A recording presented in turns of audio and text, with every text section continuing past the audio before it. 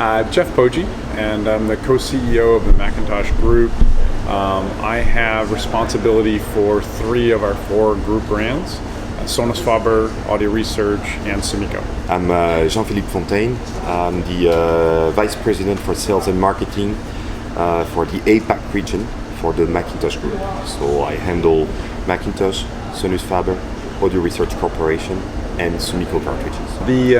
So for our 35th anniversary, we launched the Elekta Amateur 3. So it's the 3rd generation of a historical product that was first launched in the mid-80s, Elekta Amateur 1. And it represents all of the core DNA of Sonus Faber. So when you think of a Sonus Faber loudspeaker, you have the beautiful wood.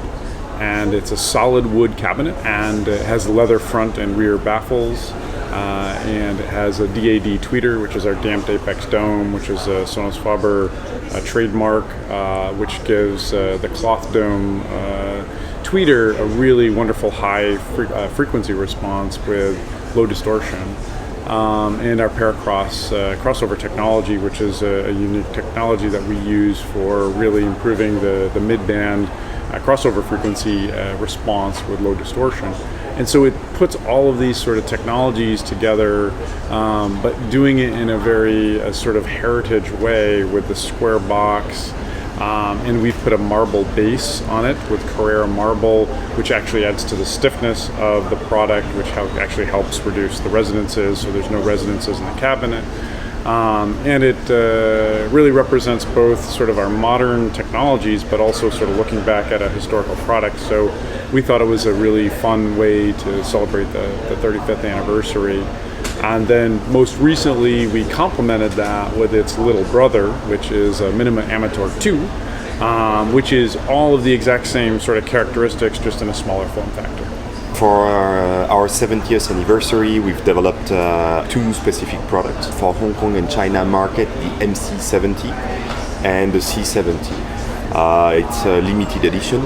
We have only produced 70 sets. Well, we want to make it exclusive and exquisite, and we want to make it unique.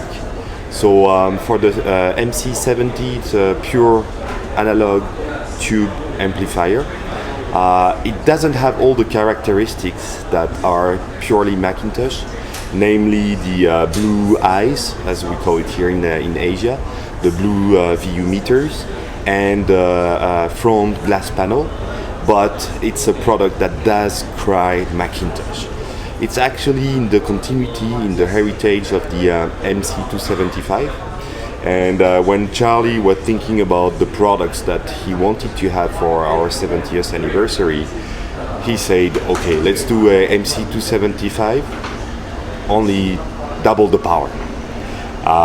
And that's how, the MC70 is born.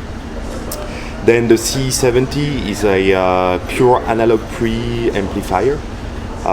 Everything is analog, no digital whatsoever.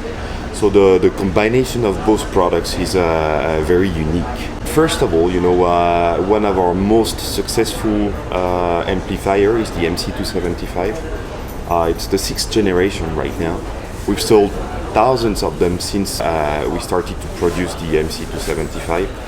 And we thought it was like Sonus Faber. Very good story to come back to our tradition in terms of pure analog amplifier and preamplifier.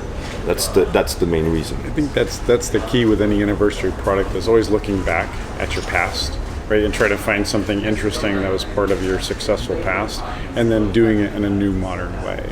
And so it creates a sense of romance, a sense of heritage, a sense of history, which fans of McIntosh really get interested in.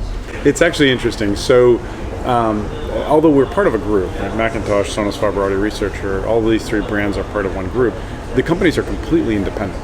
And so they're managed by different people. They have completely different R&D teams. Everybody in Binghamton, New York, which is McIntosh, is focused on McIntosh product development. Everybody in Italy, in Vicenza, is focused on Sonus Faber. And the brands are allowed to do what they want to do independently for the best of those individual brands. When it comes to distribution and how they're sold, in some countries we're sold together with one distributor, like in the case of Richcom. here in Hong Kong and China. Sonos Faber and McIntosh are together, and so it's more of a sales strategy to put together the brands for the local market.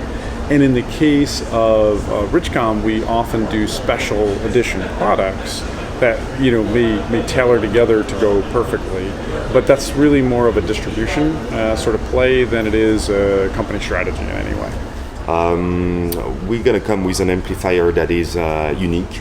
Again, in terms of technology, it's never been done by any other companies in the world. We've spent a lot of time developing that. Stay tuned, because Is it a big size amp or a small size amp? Oh, it's a big size amp. Big size amp. Big size amp. Worth weight. Yes. Bring your friends and a forklift. Yeah, exactly. Thank you very much.